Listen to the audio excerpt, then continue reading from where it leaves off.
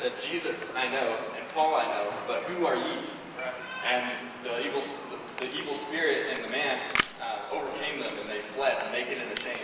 Right? So we need that relationship with God to have these miracles to touch the lives of others.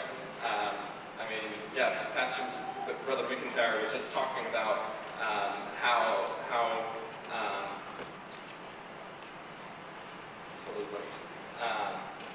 he was just talking about we're going to pass on that one. All right. So having a relationship with God empowers, but if you don't have that relationship with God, that's where you can fall flat, you can fall short.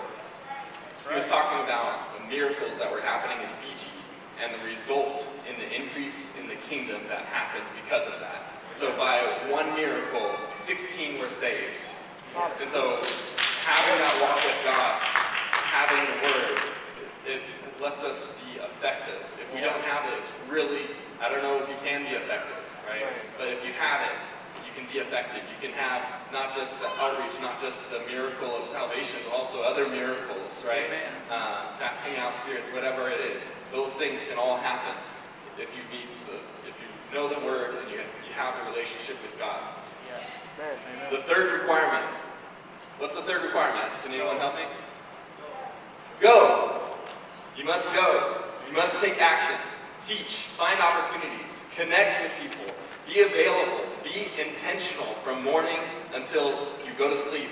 And then even when you go to sleep. And so, just in our previous example, Jesus sent them. Like, saving does not just happen by accident, right? If someone's in a burning house, you don't just like, oh, maybe I'll, walk by. But you got to be intentional to save. There's got to be intention, and you got to be aware, like throughout the day, when you're studying the Word each day, when you have that walk with God each day, that's where He can direct you and help you when you're being intentional. He'll be like, hey, I'm trying to get your attention. This person needs some Holy Spirit. This person needs a word, and that's where we can sow. In America, the top 5 things that people spend their time on. I was looking at, actually, I'll do 6. But the top things that people spend their time on for a working American, each weekday, there's typically 8 hours and 8 minutes working and commuting. I don't know about you, but a 4-minute commute does not sound the norm out here. If anyone has a 4-minute commute, please speak to me after service. I need what you have. So for most of us, it's probably more like 9 hours of work plus the commute, like maybe at least 30 minutes of driving in the morning and in the evening.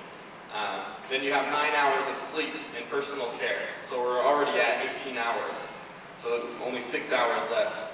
The average American spends 3.5 hours on TV, leisure, and sports. So just enjoying life, relaxing. 1 hour of eating, 2 hours on chores, family care, and shopping, and 10 minutes on religious activities. If we had one midweek service for an hour, that would be 10 minutes average a day. And that was it. No other prayer activities, nothing else. Right? That's the average American. Based on the schedule, we're already at 23 hours and 40 minutes a day. So there are 20 minutes left for anything else of God. Wow. 20 minutes. And I don't know what your schedule is. And maybe this is a good time to look at your schedule and understand, hey, what am I doing each day? I know great men, they study their schedule and they realize, hey, I spend this much time on my phone. Or I spend this much time working even though I thought I was only doing 8 hours a day or whatever it is. And they start to be more aware and intentional about how they're spending their time, right? How many hours do you spend on watching, TV entertainment? How many hours do you spend doing different things like this? Those are all hours that make up this 23 hours and 40 minutes a day, right? And so we have to be intentional about how we spend our time. And so with these 23 hours, you have 9 hours of working, right? Within that 9 hour of working and or driving, that's the majority of our time, aside from sleeping and shower, basically, right? And so that's the majority of our waking hours. And so if there are opportunities for you to eat lunch with coworkers, connect, for you to find ways to minister, that's one area where you can start to build in the Great Commission into some of your requirements, your duties. Like, you have to go to work, you have to do these things. Like, I'm not saying to change that, but how can we build it in and be intentional? Those 3.5 hours of relaxation. I don't know if everyone has it. Everyone has different seasons of their life, right? Some have, 30 minutes, right before bed. Some have actually closer to that time, right? But with those 3.5 hours, how can you try to find time to connect with others, to, even with eating? Maybe you can eat with others outside of work. On Saturdays are still a day of the week that a lot of people don't have to work. So that's another opportunity for you to connect with others and start to be led by the Holy Spirit and be intentional about it. So these are things that we just need to be aware of, like how we're spending our time, and are we being intentional? Are we doing what we can, or are there areas for us to improve? And prayerfully seek God and try to attack those areas that God shows to you, that God reveals to you. I'll also say it's too easy to get caught up in life and busyness. And another question I have is just be sensitive about what commitments you're taking on. Is your business of God, or is it of man? Right? Are you taking on these commitments, these challenges that are necessary and God has been leading you and is showing you this is required, or is your busyness just because you want to do it, right? And so these are things. It's like scope creep, right? They call it scope creep at work. Our scope is the Great Commission, but we start adding these other things into it. And so just being careful and being sensitive to what you're taking on, and making sure that it's of God and that you're able to fulfill your primary mission. Amen. Awesome. And then, the last one, maybe you're connecting with others already, and this is the opportunity. That's great. I love it. This is the opportunity to start connecting with them, with God more. Just being more intentional about what you're speaking about, what you're talking about. Making sure you're getting your marching orders from God each morning in the Word and in prayer. And being intentional throughout the day. Awesome. Number 4. Love. Amen. So the fourth one is you have to love, right? And there's the parable of the Good Samaritan, where all the holy men basically walked right by the wounded, the injured man. They just ignored him. They didn't reach out to help him. But the Samaritan did. The Samaritan showed that godly love. And Jesus used that as an example of who is your brother. Because a man had asked him, who is my brother? And it was the stranger that was wounded in the road. That was the answer that God had for him. And so in his answer, he had even showed how the religious were passing by, but that some stranger, some random person, some Samaritan helped him. So that's the love, right? And then in 1 Corinthians 13, it says, though I speak with tongues of men and of angels and have not charity, I am become as sounding brass or a tinkling cymbal.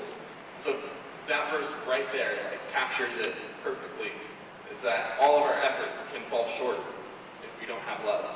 Amen. If we don't have God's love. And we can go to, if we go read throughout that whole chapter, I think I will. I have 0 minutes left, but I'll be quick. And so with charity suffereth long, and charity is love. Charity suffereth long and is kind. Charity envieth not. Charity vaunteth not itself, is not puffed up, does not behave itself unseemly, seeketh not her own, is not easily provoked, thinketh no evil, rejoiceth not in iniquity, but rejoiceth in the truth, beareth all things, believeth all things, hopeth all things, endureth all things, never fails.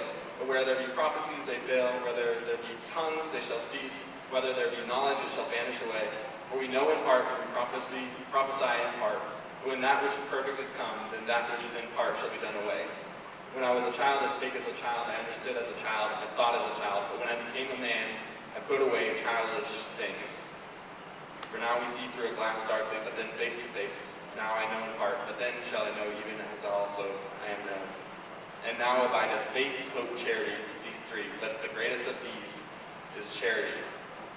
And so, honestly, I'll be honest, like each day I find an opportunity to better show love, to better show charity. I'm like, oh, I should have done that. Oh, I shouldn't have done that. And like, there's examples throughout each day that I find that I need to improve upon.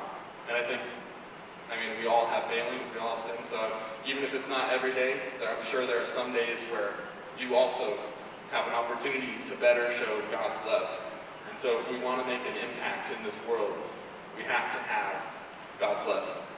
If we want to fulfill the Great Commission, we have to have that love. The last one, be persistent. And I'll try to be quick with this. And so Luke 14 gives a great example of basically the supper call. So Jesus sent his servant, which is representative of us, to call to those to come to the supper. And so they all made excuses. One said, I bought a piece of ground. Another said, I bought some oxen. Another said, I married a wife. And they all said, I can't come. And so sometimes when we reach out to people near to us, we hear similar excuses. I can't come. I need to work on this. I need to do something else. I'm just not ready for it at this time of my life. Right? It sounds great, but it's not for me. So we hear those excuses. And so the story didn't stop there, though. God continued to want the servant, the master of the house, continued to want the servant to go. So he said, go out quickly into the streets and lanes of the city, and bring in hither the poor, and the maimed, and the halt, and the blind.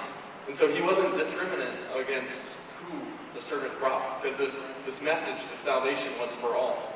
And so he sent them to the streets. Right. I think we have some streets out here. Right. And so the servant went and did this, and there was still room.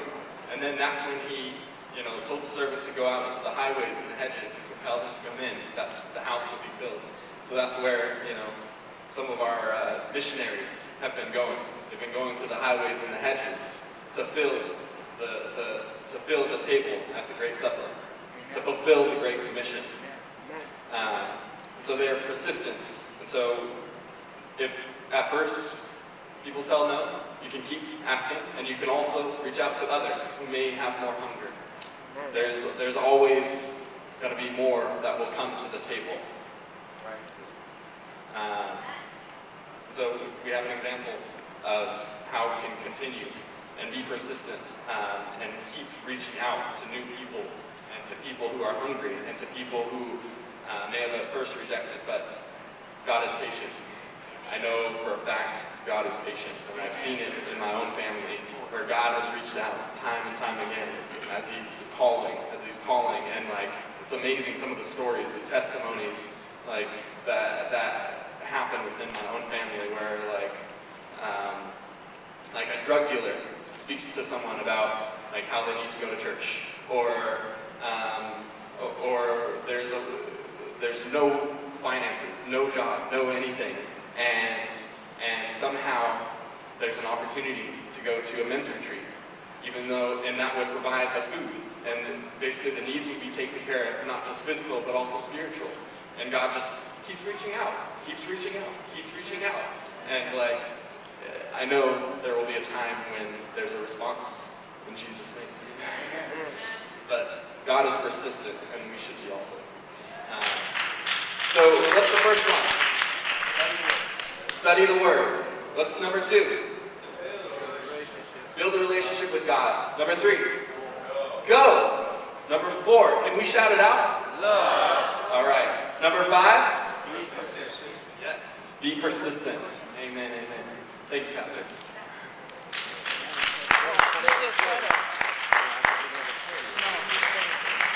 Amen.